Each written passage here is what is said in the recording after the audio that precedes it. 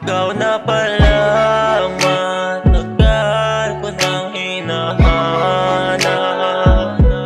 Wala na akong hanapin pang ibang makasama. Ikaw lang yung nagbibigay sa'kin ng gana, lalo na pag tinatabihan mo sa kamang pula. Di ka nakakasawa tignan sa mata.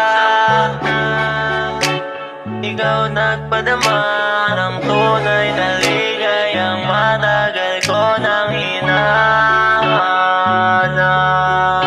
at nahanap.